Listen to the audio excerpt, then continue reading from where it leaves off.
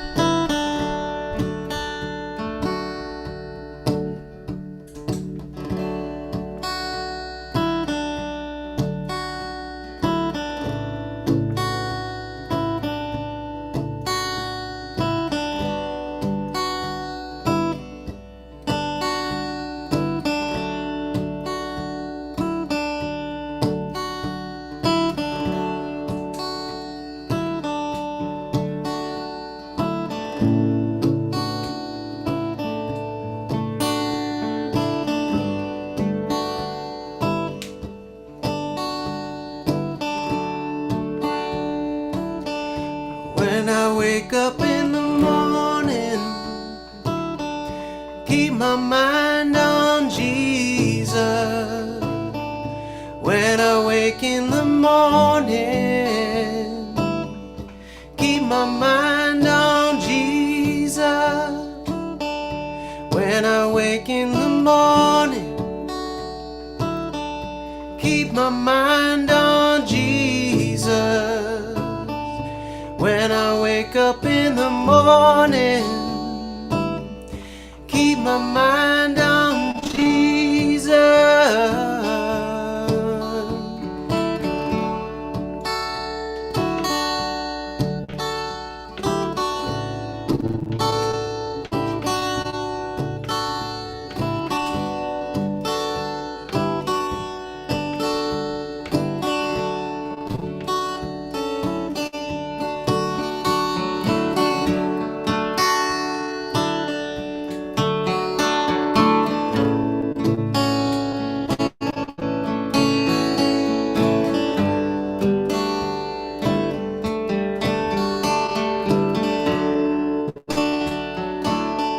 When I'm walking and talking, keep my mind on Jesus. When I'm walking and talking, keep my mind on Jesus. When I'm walking and talking, keep my mind on Jesus. When I'm walking and talking, keep my mind on Jesus. When I'm laying my head down, keep my mind on Jesus. When I'm laying my head down,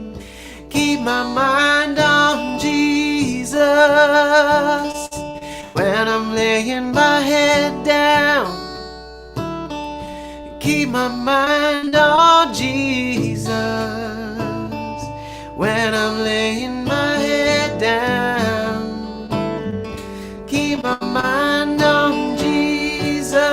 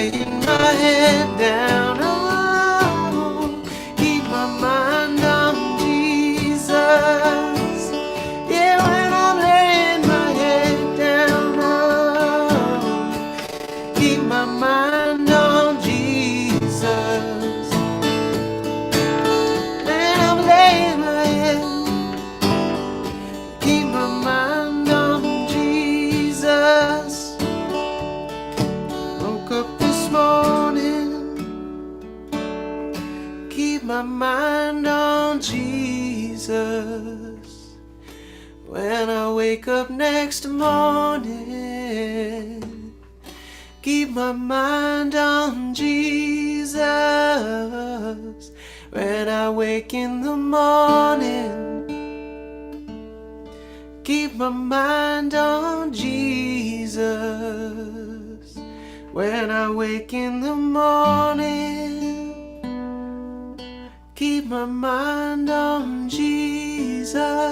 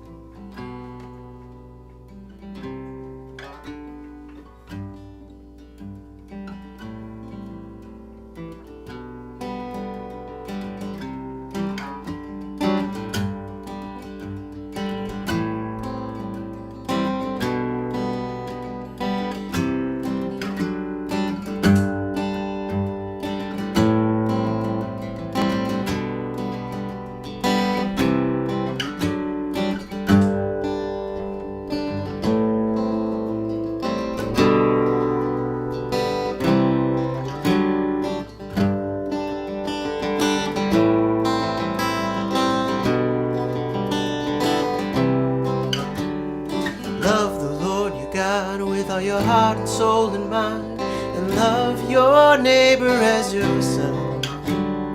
Love the Lord your God with all your heart and soul and mind, and love your neighbor as yourself.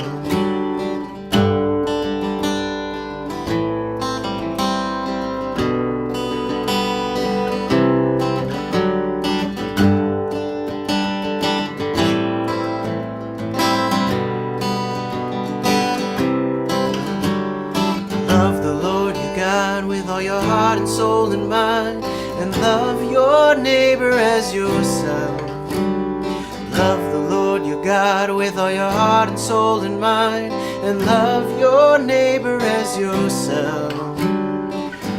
Let us be known, let us be known by the way we love. Let us be known, let us be known by the way we love.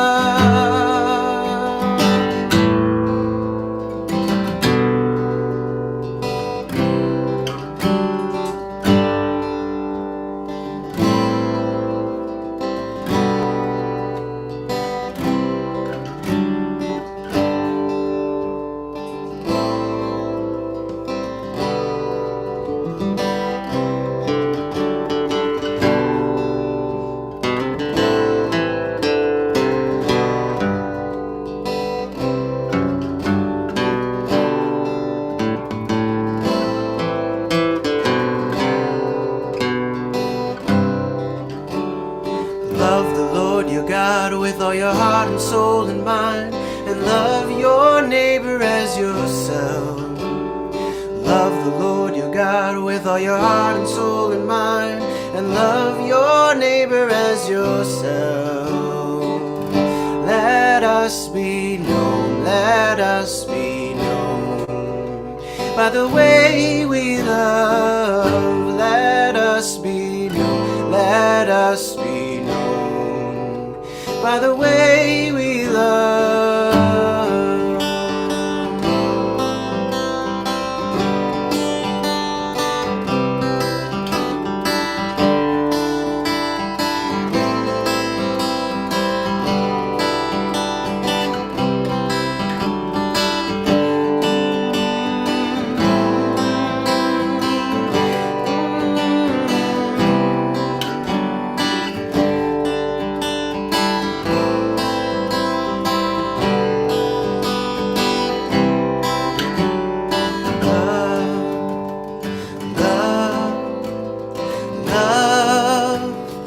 Greatest commandment is love. Love, love. The greatest commandment is love. Love, love. The greatest commandment is love. Love, love.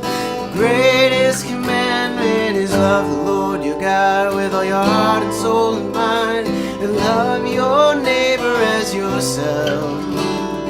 Love the Lord your God with all your heart and soul and mind, and love your neighbor as yourself.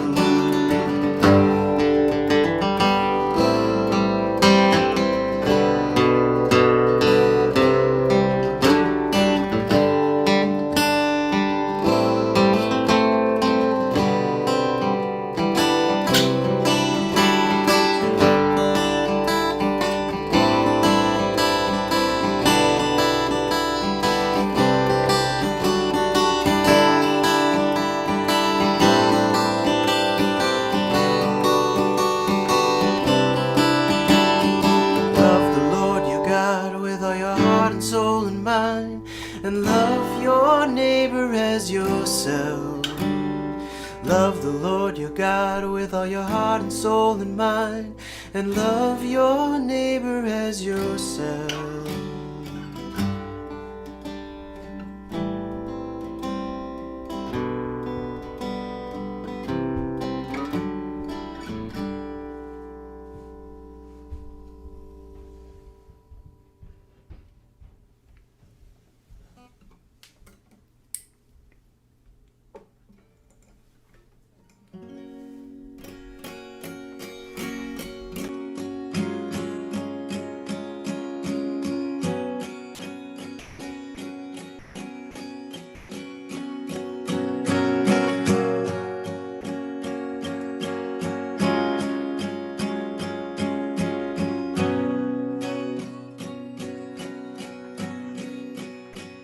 You're the sun, shine on my face.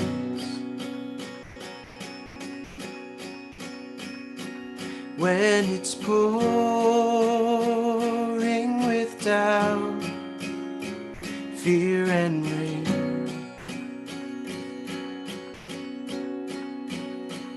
you break through, you break through.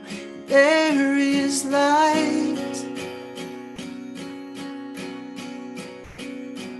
You're the truth in my life. You're the truth in my life. You're the love.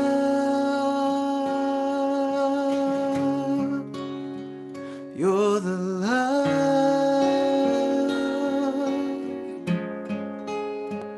You're the love.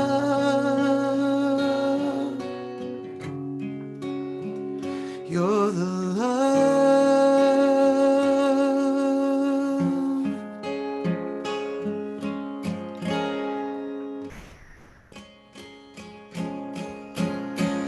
You're the sun.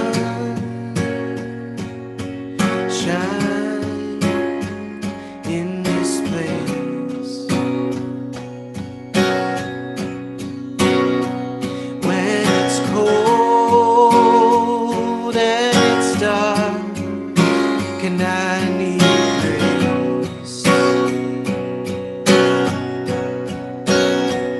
You break through, there is hope.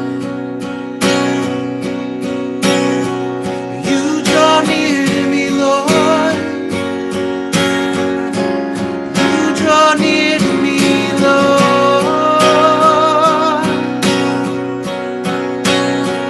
You're the love.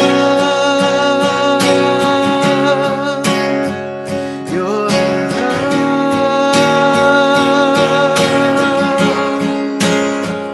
You're the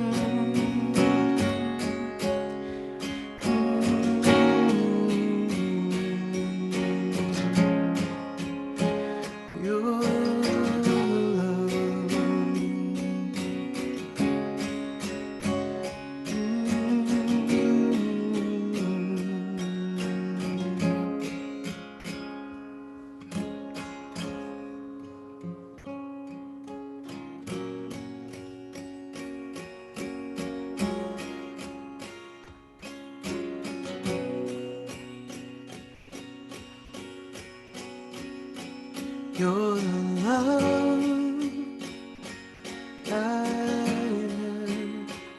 You're the love. Every feeling of love.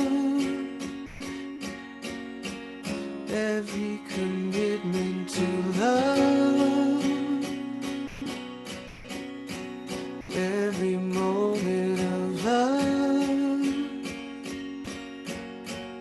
Every promise of love. It's what you are, you're the love. In every moment of love. In every moment of love. You are the love in my life. Behind every love is you. Behind every love in my life. Love in my life. You're the love. Ooh.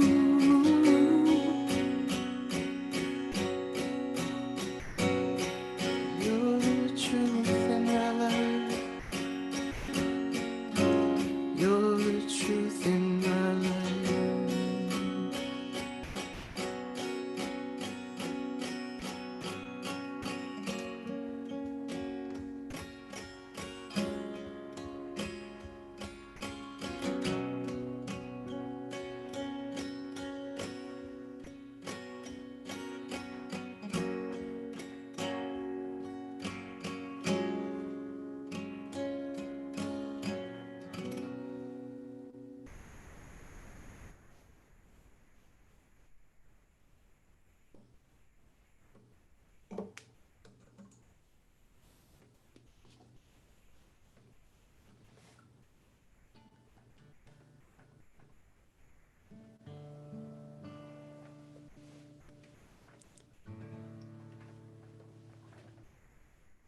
Great is thy faithfulness, O God, my Father.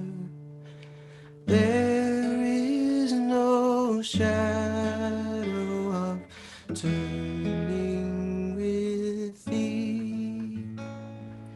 Thou changest not, thy compassions they fail not.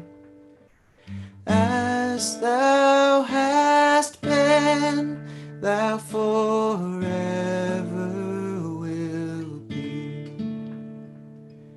Great is thy faithfulness, great is thy faithfulness. Morning by morning, new mercies I see. All I have needed, thy hand hath provided. Great is thy faithfulness, Lord, unto me.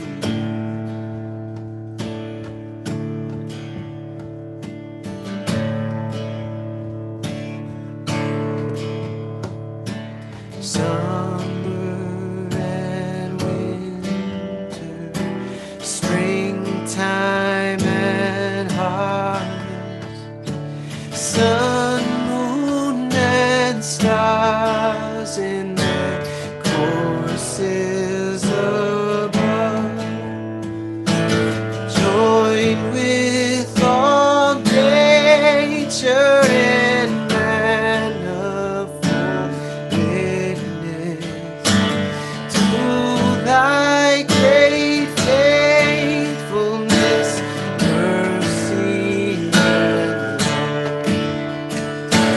Great is thy faithfulness, great is thy faithfulness. Morning by morning, new mercies I see. All I have needed, thy hand hath provided.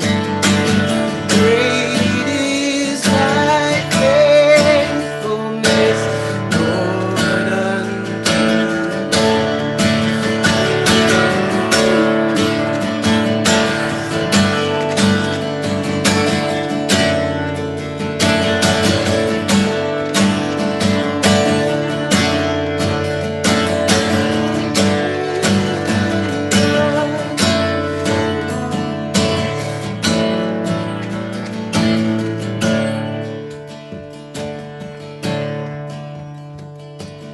pardon for sin and a peace that endureth. Thine own dear presence to cheer and to guide. Strength for today and bright hope for tomorrow. Blessings all mine with 10,000 beside. Great is thy faithfulness, great is thy faithfulness. Morning by morning, new mercies I see. All I have needed, thy hand hath provided. Great is thy faithfulness.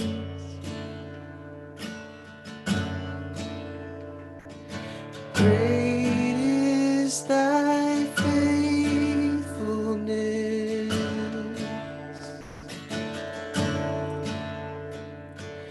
Great is thy faithfulness, Lord, unto me.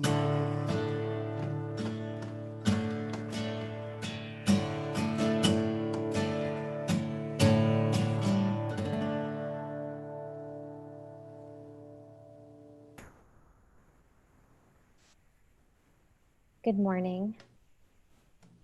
This morning, I'd love to lead us in a breath prayer.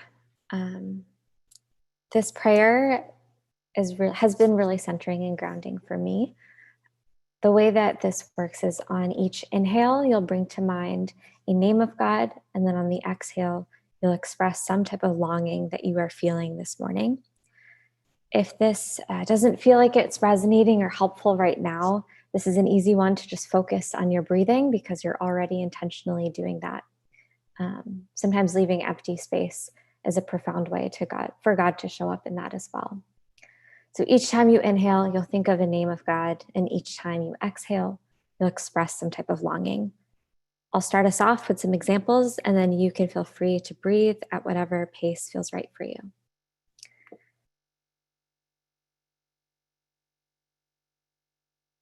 Mother God, be my comfort. Holy Spirit, bring me peace. Redeemer God, provide rest.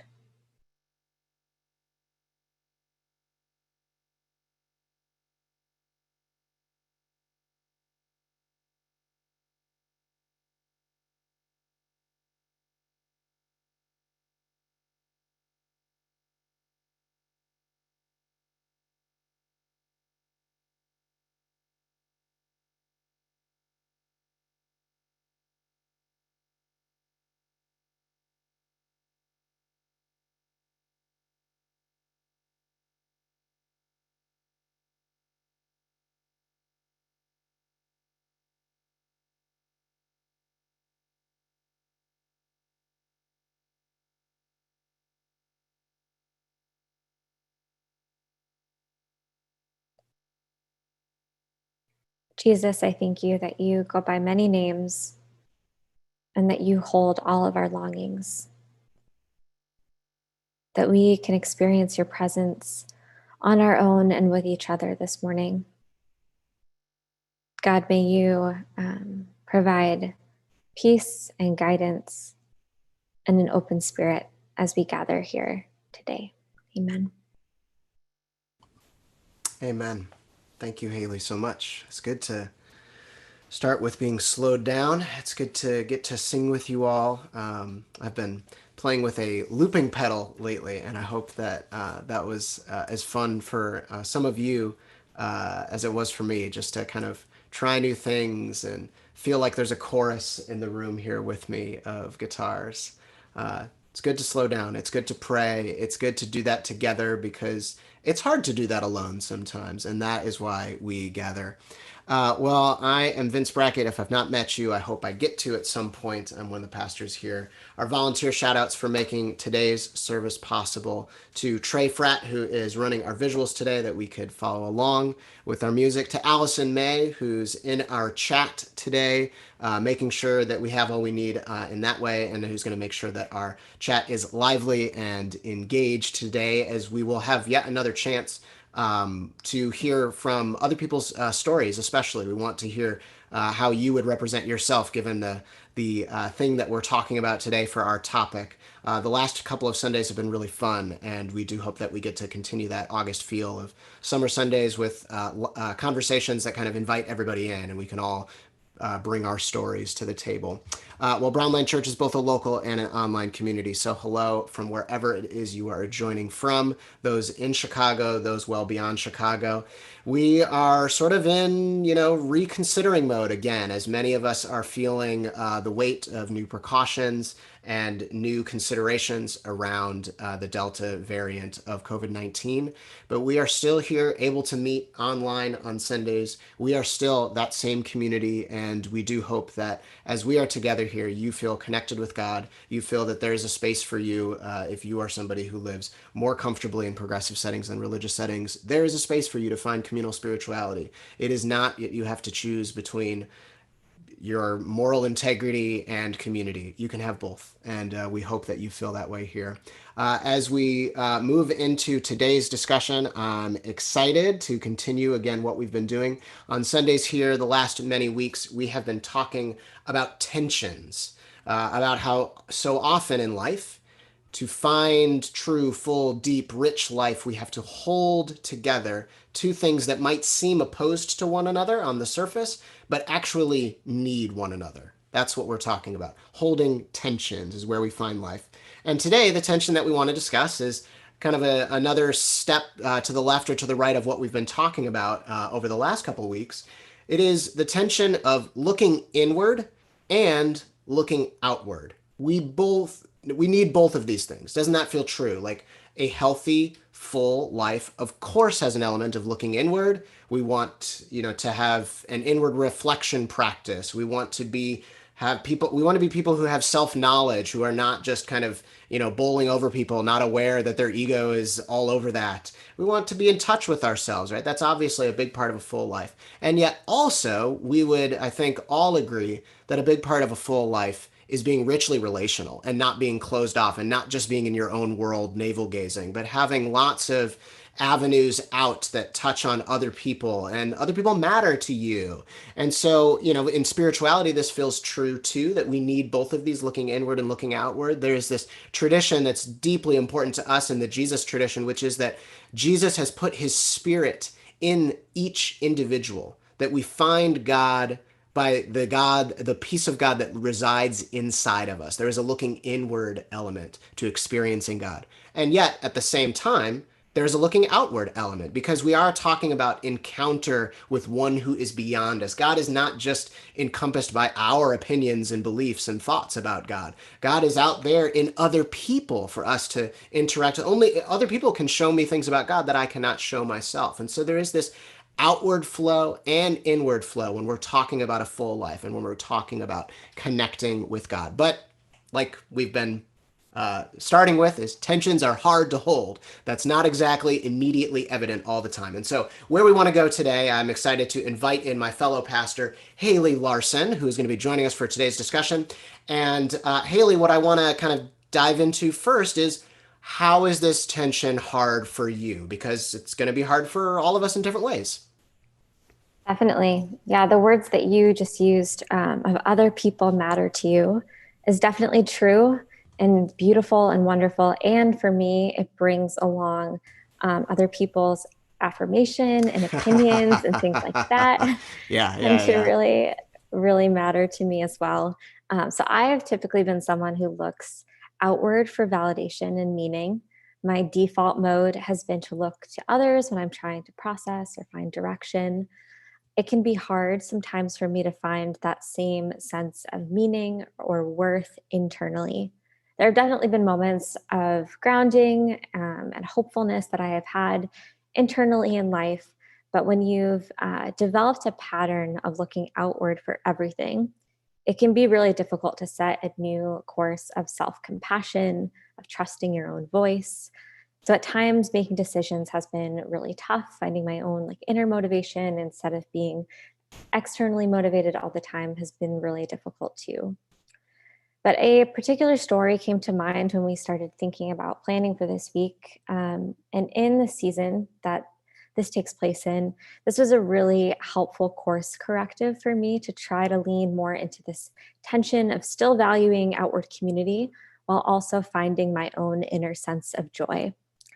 So, the very last week of 2019, I found out that I was pregnant. And then a few months later, we were suddenly in a global pandemic and isolated at home. So, it was a really strange timing to all of that. And now, normally, it's really easy for my internal dialogue to be co opted by anxiety.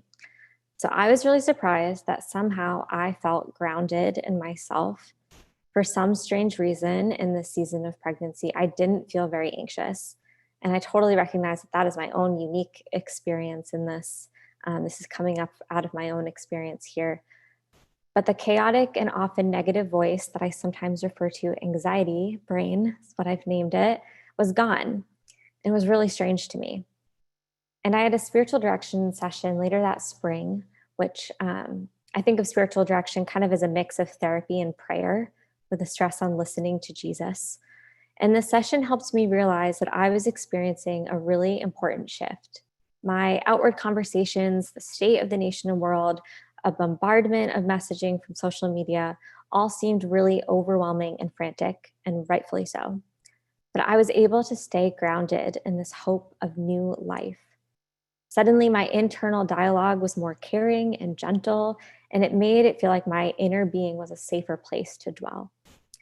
I found this inner sense of direction and motivation, and it was really important for me to start experiencing this shift toward a more rich and fulfilling inner life that wasn't contingent on outward validation or smooth sailing around me. Finding the meaning within myself instead of defaulting to looking to others made it a lot easier to hold the tension of looking inward and looking outward. Yeah, that's really good, Haley. I'm thinking about my own self. Like it feels like there are examples that I can pull on both sides of like falling off the pitfall on this end or falling off the pitfall on this end. And I wonder if that's going to be true for a lot of us here, is that we kind of have to put ourselves in different seasons in our lives. Like you're going back to the sort of the season just prior to the one you're in, right? And suddenly having this, this really sort of transformational move. Um, I'm thinking I'm thinking that as I look back in seasons, I've definitely struggled on both sides. It's like I also resonate with the idea of looking outward. Like I can remember planning, like going all out to plan a birthday for a friend when I was in college, and then their experience being like not at all what I was hoping for. The excitement level wasn't there. And I just remember feeling like so sour and annoyed and and just like put off by that. And so there's like little examples of just like my personality. I'm looking to go outward first to try and get back. So I definitely relate to that one. On the other hand, I think that I also I also miss the or I default to the inward side and I miss the outward side.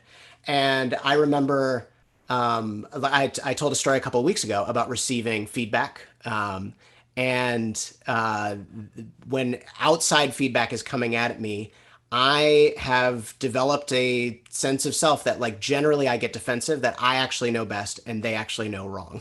And so in supervisor settings, coworker settings, I will often begin in a place of I'm looking inward and having like a strong sense of what's going on here, almost too strong, and I don't have the ability to pull in something, a voice that's coming from the outside, and that affects me from a just from a like able to receive feedback standpoint. It affects me relationally, right? Because it's not just like information that's not getting in that situation. It's also like I'm refusing a person or I'm refusing relationship with a person. And no doubt that affects me spiritually too.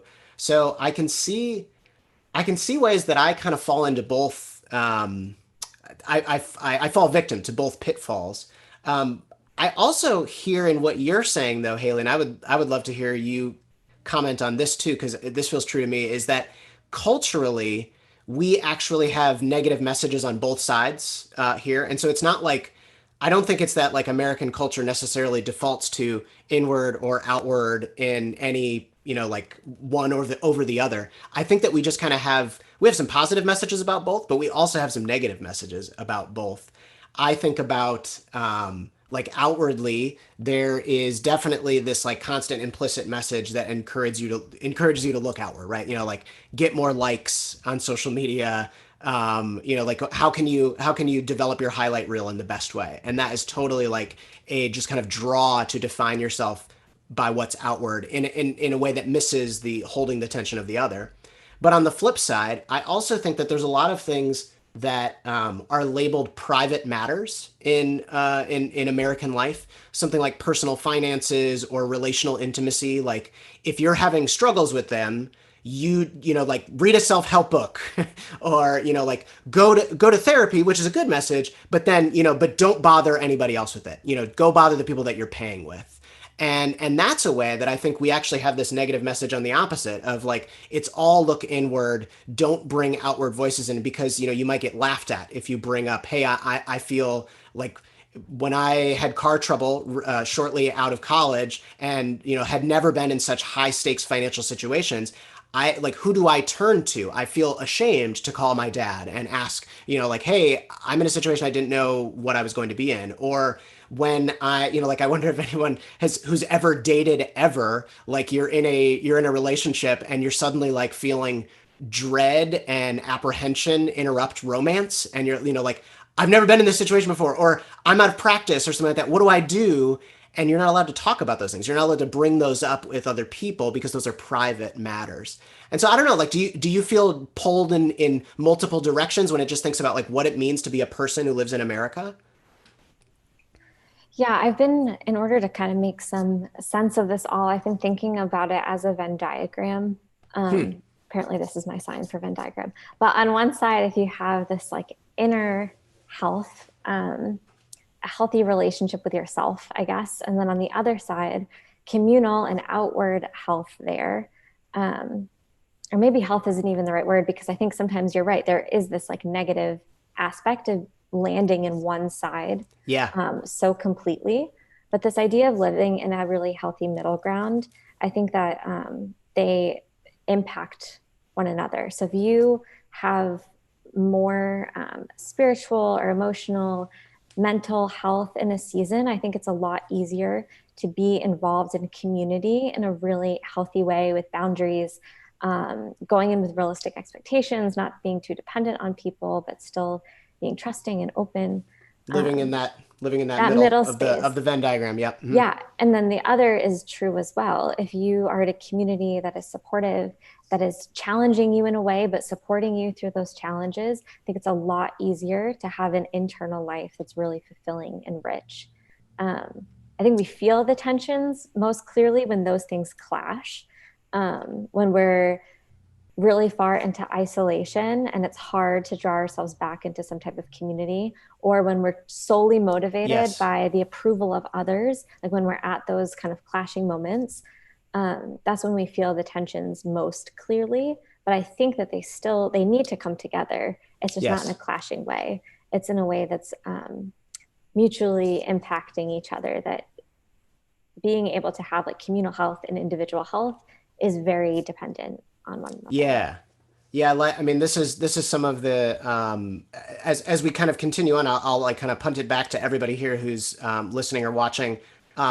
We would love to hear how this plays out for you, because we are aware that this is going to play out differently for you, just like the last couple tensions that we've talked about, based on your position in society, your power in society, your like how, like, your personality, whether you've been wounded or hurt, and in one capacity or another, your mental health state. Like, this is going to be different for all of us, and so we're curious to hear, how does it play out? Like, the idea of, I feel messages to look inward and look outward. Both of those are great, but also there's bad versions of both of those messages. How do we sort through it? How do we figure out the tension? But because I think, Haley, I think what you're pointing to, this idea behind tensions, is that the two sides need each other. It's not that we just need, like, they're totally divorced from each other and we need both of them because they're so different and they balance you out. It's that they actually, in order to be a richly relationally invested person, you actually need a strong sense of self. And in order to have a strong sense of self, you need to have relationships. You can't just be isolated. And that, again, is how we get into the weird, like, paradox, right? Like, you can't have one without the other, but also they're talking about opposite things. Doesn't quite, like, it kind of breaks your brain. But I think it's really important to dig into that and let that feel true, and let it just kind of break your brain. Like, I think of probably the person who has influenced me the most is a good friend of mine that I think showed me that both of those things can be true. Like, somebody who I've learned, like, speaking of, I'm talking about, like, private matters in our culture, personal finances and relational intimacy. This one friend has taught me more about those things because he has been vulnerable enough to bring me into how those things play out for him, which, again, culturally, like, you're not rewarded for doing that. You're sort of not supposed to bring those things up. But he has been vulnerable enough to say, like, when I have given off the feeling of not sure, or in over my head, or anxious because I'm starting something new, he's like, would you like to talk about that? And I say, yes, please. Nobody will talk to me about this. And that's been really really healthy to me. So he's shown me what it looks like to look outward, to have a role model. That's been important for me, is to look around and say, who are my models? Who do I want to grow up to be like when I grow up? And but then at the same time, the reason he's able to do that, and the reason he's able to do that with appropriate boundaries and not doing something that puts him in a difficult situation or puts me in a difficult situation, is because he's done enough work to like know himself and be in touch with himself. He would not be able to do one without the other. And there I feel like is why we talk about this as attention. Is we need to both look inward and outward. It's not just like, hey, like the surface level way to talk about this would be like, I tend to look inward, and so I'm going to go look outward more. It's like, yeah, that's part of it, but I think even deeper, it's like, oh well, how can those serve each other, and it's not just balancing out the columns. Yeah, absolutely. They're so intertwined. I don't think that we can separate them out. I think some tensions operate as like a pendulum swing in some ways, but this one for me feels very deeply intertwined, and it's kind of just figuring out how to navigate in different seasons.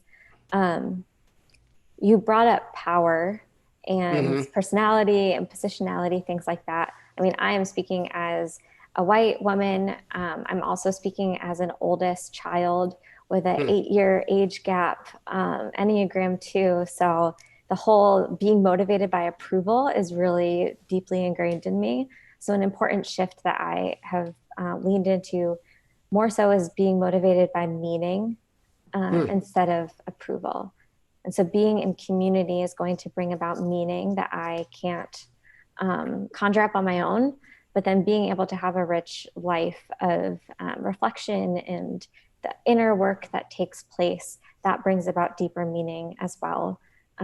So when we're motivated by approval, which I think a lot of society sets us up for, like our everything is seems to be motivated, the messaging is by success and by approval rating and all of Yeah. that. That if we shift the narrative to say maybe that's not the most helpful motivation, maybe Yeah. it's really deeply finding meaning, meaning in a relationship with God, meaning in a relationship with others and with ourselves. That has been a helpful thing, I think, to take down some of the different layers of power here and figure out how do I take this messaging of success and turn it into actually a messaging of meaning. I really like that flip of moving away from looking for approval to looking for meaning. That gives a lot of it just puts a lot of wings behind the idea of I do need other people and I need to look to other people, but it also has a firm boundary between finding my worth through that versus actually increasing my self worth through that. I'm finding meaning. They talk to each other. So I really like that move away from finding approval to finding meaning. So I mean that is a really really helpful thing. The other thing you mentioned was spiritual direction as something that's really helped you. If we can kind of continue the what helps conversation in terms of looking inward, looking outward. What else have you got, Haley? Do you have anything else that's really felt like it's helped? Yeah, so I've been thinking about this question of which voice is speaking the loudest in my life right now. Hmm. Um, because I think sometimes maybe that feels like the voice of God, if you want to name it that. Maybe it feels like your own voice is speaking really loud. Vince, you talked about some of this, like, I'm right and I know what I'm doing and I have the right way of looking at things. Um, Maybe it's your own inner voice and it's really comforting and nurturing and encouraging.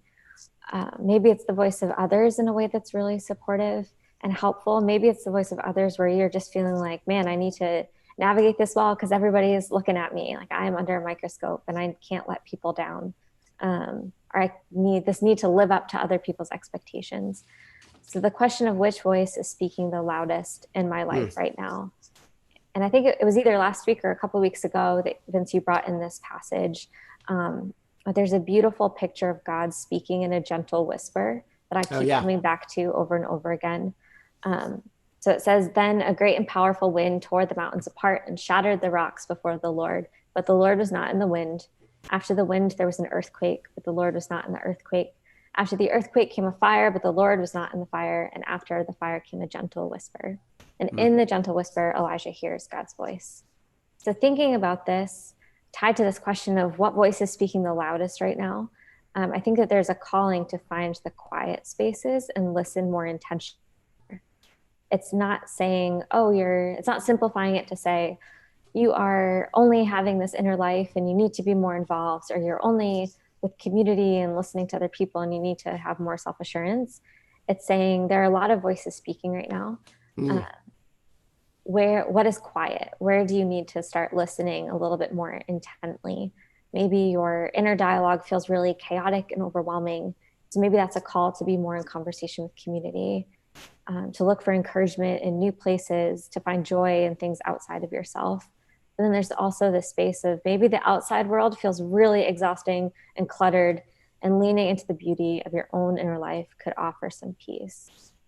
Oh, that's so helpful. So almost the important litmus test for us to take when we're trying to figure out the voice to listen to find that gentle whisper is it's not so much like what is the message, because again, we can get good messages and unhelpful messages on both of these sides. Like there, so it's not so much what is the right one to listen to or what is the good one, but it's more what is just adding to the din and the clutter and the noise and the just exhaustion and the demands that I feel versus what is that gentle whisper that's pulling me into something really different. That is how, I mean, I think that all of the people in our community, as I talk with you, as I interact with you, as I start to get to know your lives and what you struggle with, like we're all smart people, right? Like we all have plenty of content in our life telling us like here is how to live best. They're all we're aware of those things. It's not so much that we need to hear a message we've never heard before, but maybe it's like, gosh, when there's just so many messages coming at me, what do I listen to right now is the most difficult thing to discern. And that's where I need to look for something that's guiding me into rest, look for something that's guiding me into peace, rather than looking for something that's just adding heightened emotion and anxiety to things that already feel really, really high on the anxiety meter. I'm seeing something just a bit ago from the chat from Ben. And Ben, I appreciate you sharing this. You're talking about being in a situation in work where your tendency is sort of stuck in this either or, either to defend yourself and attack back if you're put in a difficult situation in a work environment, or to debase yourself and seek approval and forgiveness. And I think that just feels so true for so many of us. How often do we feel caught in an either or like that? And in some ways, the difficult thing is that if we are only going to, the difficult thing is that it almost feels like you have to choose one of those. If you are, I'm going to think about like going too far down the road of defining yourself outward. If you can only define yourself outward, if you look like one of those things, that's all you are. That's the entirety of who you are as a person, and so it can just feel like, like destroying you inside.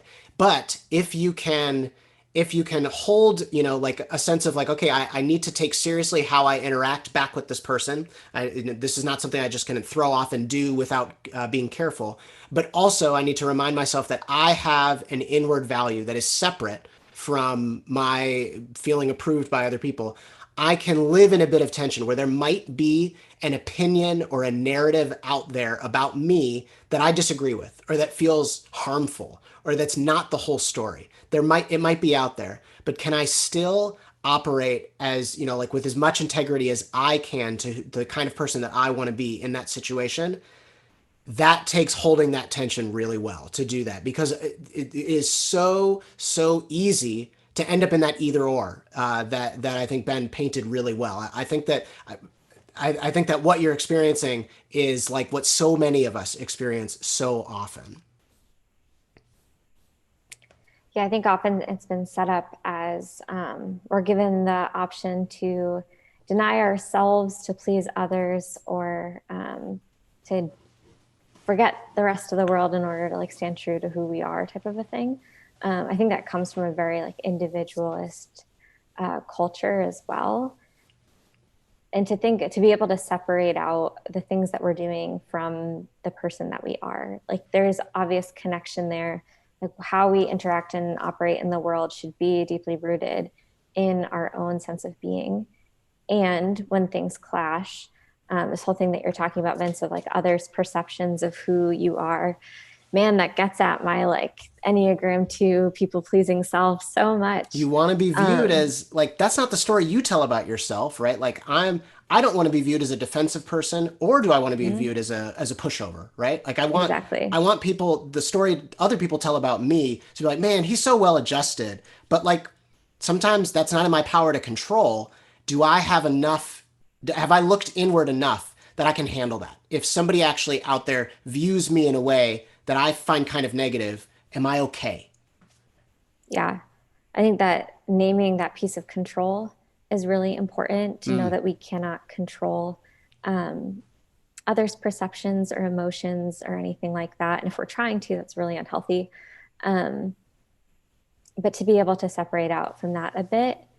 And I think that gets at the shift from approval to meaning, that when we're able to dwell in these deep spaces of meaning, it's a little bit easier than when we're trying to be motivated by approval. Approval fits a lot more nicely into the systems that we have set up. Um, so maybe pursuing meaning is going to be freeing ultimately, but it's going to involve a little bit of frustration, of even letting people down because it's a shift in what's motivating you.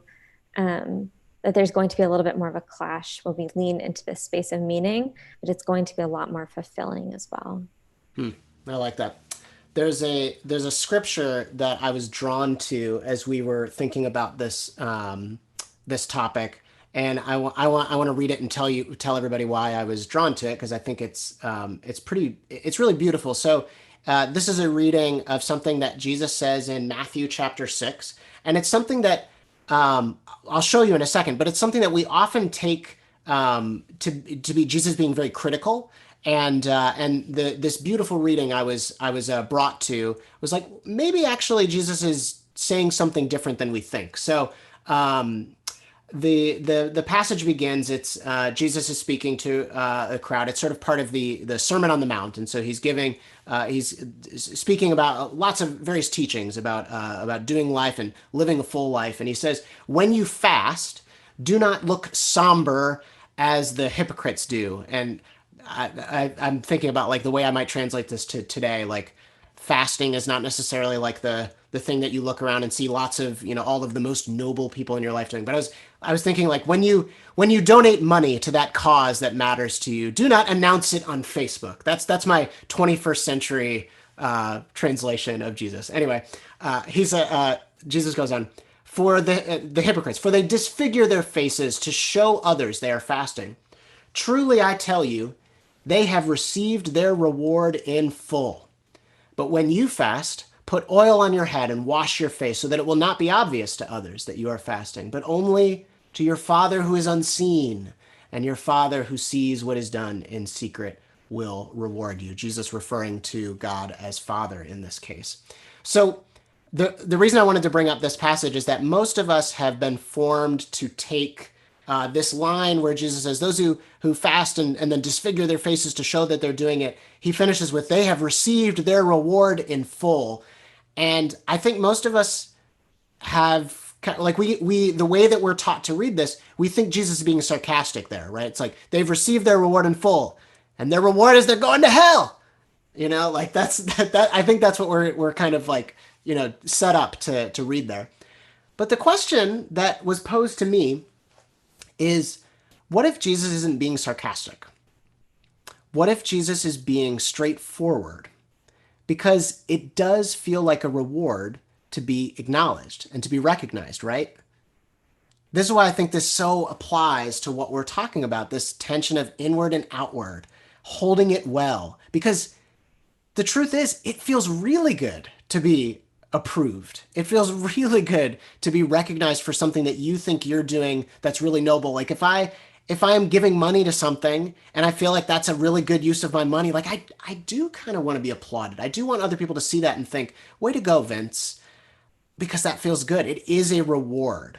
And I think what we get here from this passage, if Jesus is not being condemning and not being critical, and he's encouraging us not to be critical when we long to feel approved or recognized, I think what we get is just a different tone. We're not bad people if we struggle with that, if we feel a little bit like we, want to be seen and want to define ourselves to some degree by what other people say about us, we are not bad people for that.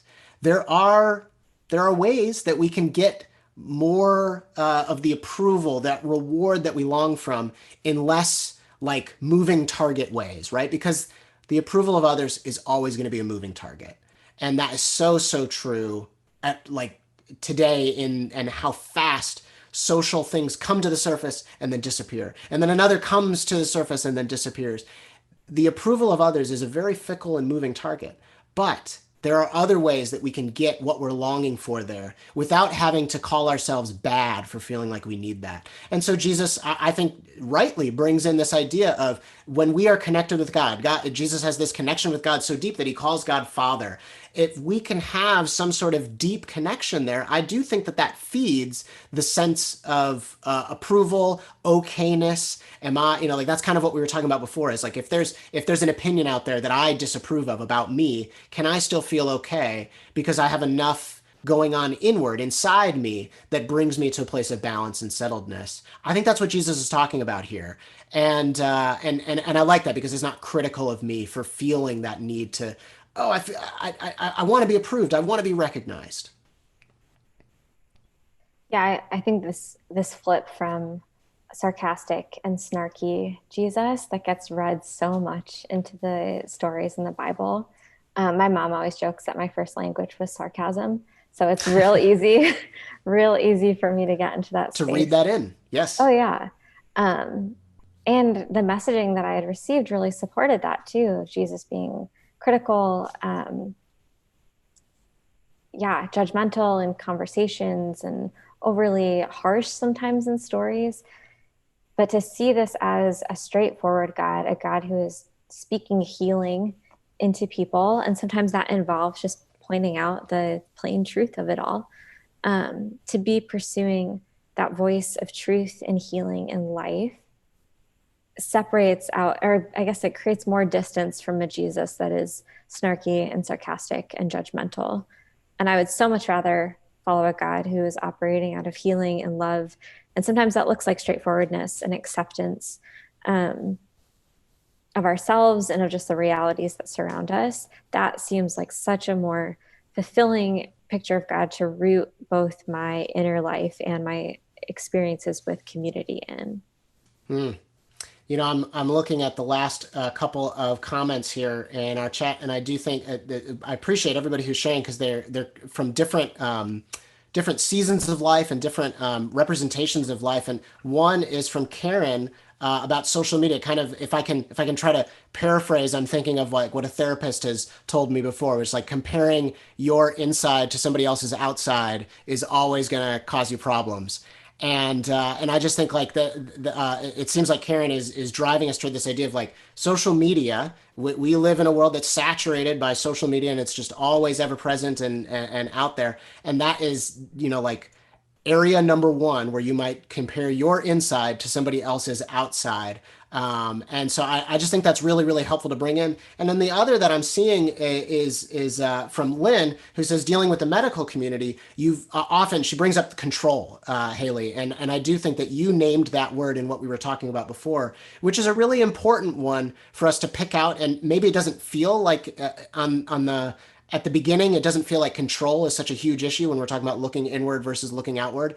But kind of sneaky, it's one of the most important things that's going on here, because when I look outward, the risk in that is that I can't control the other people around me. I can't control whether, like if I go and look to them, if that's what is called for, are they going to meet me halfway? Is it going to be a true mutual relationship? Are they going to carry through on their promises for me? Likewise, if I look inward, some of the lie that we can start to believe is like, well, because if I look inward, like that is what I can control. All these other people can't control them. But there's also kind of this degree of even our own selves we can sometimes be unwieldy, right? We can sometimes not follow our own orders. We can be unreliable narrators of our own experience. And so control so often feels like the thing that we're grasping for when we have the tension out of whack, when we're looking too far inward and we're not able to pull in the outward necessity, or vice versa. It often, I think, sometimes maybe one of the things that puts us in that more than anything else is feeling out of control.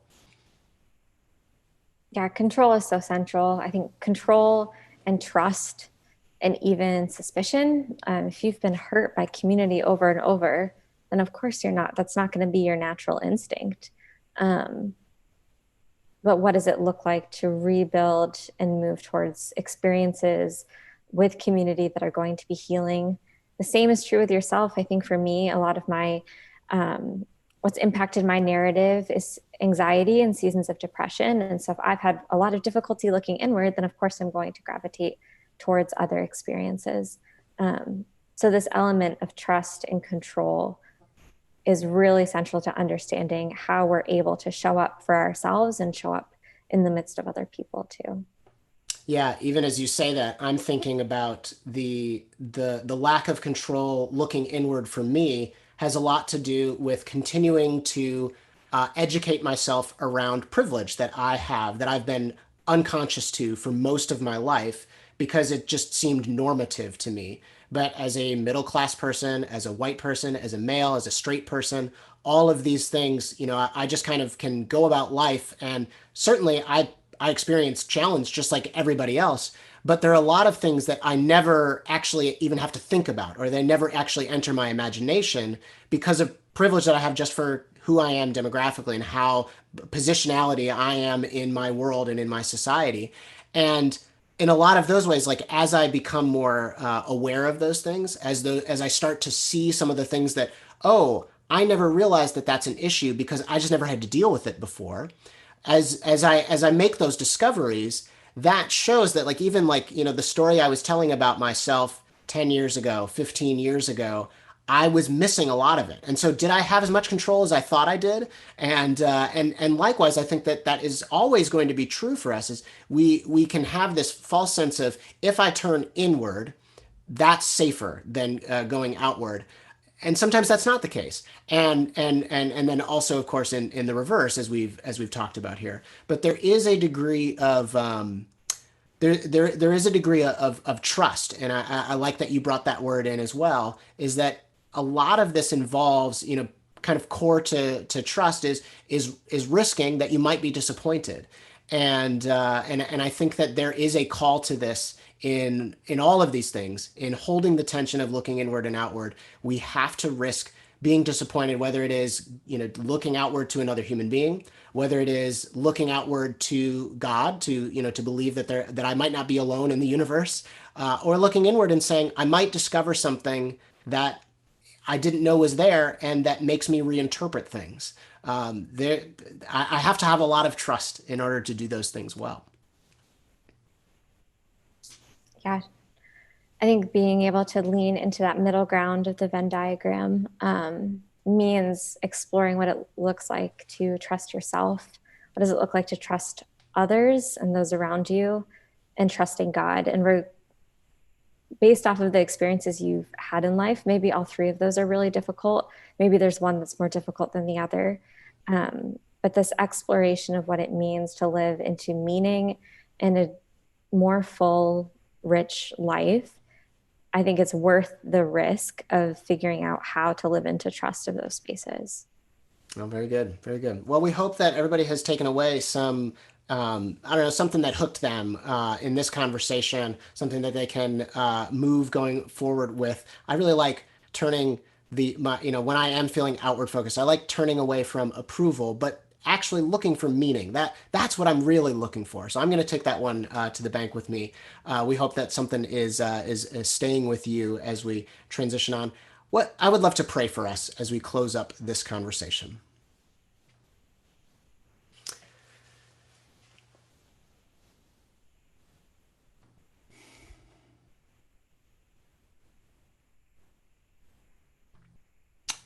Well, God, I am aware of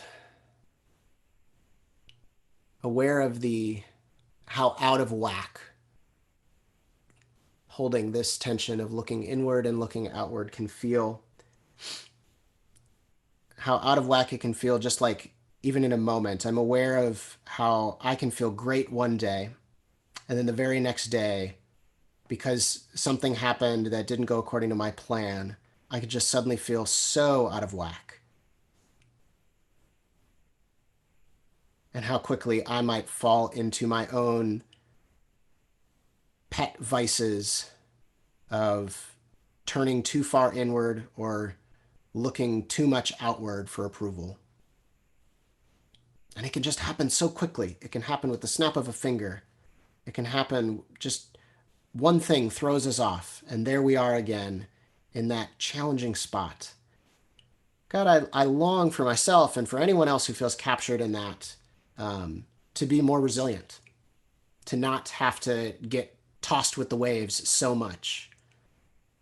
Because the waves are going to come. We cannot stop them. There are going to be things that are infuriating or annoying or difficult, or they're going to be things that trigger our wounds uniquely. We can't evade all of those things. But I long to feel more resilient. And so for any of us who feel that's us, we long to be more resilient in this. Teach us, God. Teach us, what does it mean to hold that tension of looking inward and looking outward, of finding meaning in relationships and having a sense of self that is deep and strong, can stand for ourselves, but not over and against another. What does it mean for us to hold that tension? It's so difficult day in, day out. But I pray that you would teach us. You would teach us in the crises or in the challenges that we're facing right now that activate this. But then also, if we don't feel that this is currently activated, that you would teach us so we can be ready when the next wave comes. And that you would show us how to be a community to one another, helping each other as each of us find ourselves in situations where this might be hard, or we feel activated in this struggle. We can be a community that can resource one another in that. I pray that in your name. Amen. Amen. Well, thank you so much, Haley, for being part of today's discussion. And thank you, everybody who's participated in the chat. We've really enjoyed discussing tensions this August. And as we are looking ahead to what is next in for like our calendar as a church, we will see as we finish August, will we continue with that or whether we'll turn to other topics. We are aware that everybody is kind of, as I mentioned, we're sort of in a reconsideration phase, at least those of us in Chicago, as Delta variant questions are changing mask restrictions and changing maybe some of our workplaces restrictions, or some of our, the different things that we do week in, week out right now are suddenly in flux again. And so we want to let you know that we are also thinking about those things when it comes to Brownline. As you've heard us talk about, we are committed to meeting monthly right now in a hybrid way, so that those of us in Chicago can be in person. And that is still our plan at the moment. We feel that we can do that safely. But as we've done in lead up to each of our in-person option services so far, we have had a survey. And so we want you to know that you're going to see in your inboxes this week another survey around our upcoming date on the calendar, August 22nd, which will be another hybrid service where there's an option to meet if you're in Chicago at the Davis Theater, as well as still being online for anyone joining from afar or anyone in Chicago for whom that feels safer. So watch your inbox for that. We would love for your participation. It will help us plan something that is best.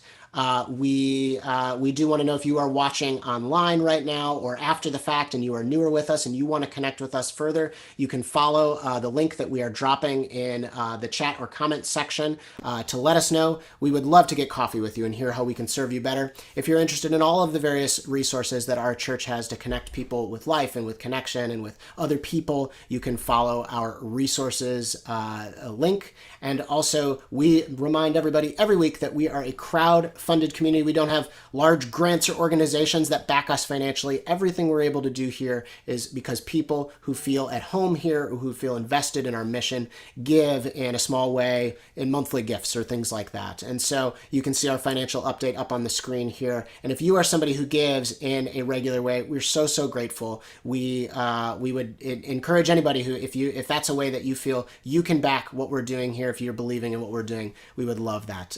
It is a big part of what allows us to function. So let me pass things back to Haley one more time, who is going to close us in communion. So each week we close our time together with the practice of communion. Followers of Jesus have come to the table together across time and space, using different elements to remember Jesus's blood shed and body broken. And so today we come together from our own spaces to take part in this practice together. If you'd like to participate, I'd encourage you to go and find your own food and drink to use. I have iced coffee and imaginary bread because I left that at home. So if you're comfortable doing so and want to participate together, I'd encourage you to turn on your camera so that we can see more of our community gathered this morning. So this is a chance for us to remember individually and communally that we are in need of the grace and compassion found in the life, death, and resurrection of Jesus. In communion, we acknowledge a dependence on God, a need for peace and for clarity, for love that needs to be from beyond ourselves individually. So on the night that Jesus was betrayed, he broke bread, gave thanks, and said, "This is my body, which is for you. Whenever you do this, do so in remembrance of me."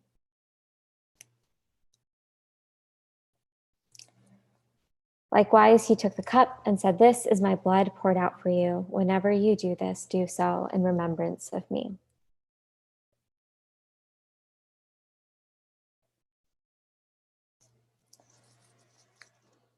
And so, Jesus, we thank you that you are one who draws us into acceptance in a way that's not rooted in approval, but in deeper meaning. That you draw us together in community and you gather us in ourselves. As we seek to hear you as a gentle whisper in the quiet places, may you provide peace and hope. May you ground us in who we are so that we can be in community as people who know our inherent worth, that we are made in the image of God, and people who know the importance of each and every person in the kingdom of God. In your name, amen. Amen. Good to be with you all this week. We will see you again online next week, August 15th.